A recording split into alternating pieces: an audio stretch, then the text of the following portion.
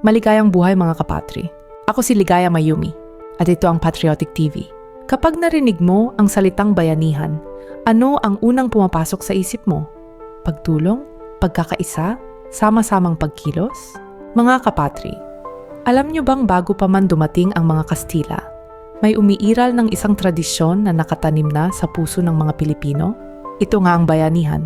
Nung araw, gamit ang mga buyos ng kawayan, mano-manong binubuhat ng mga tao ang bahay upang ilipat sa bago at mas maayos na lugar.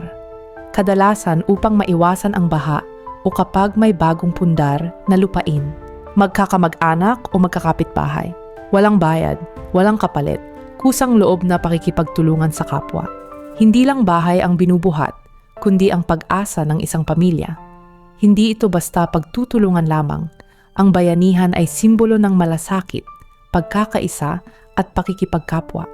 Mga pagpapahalagang Pilipino na buhay pa rin hanggang ngayon.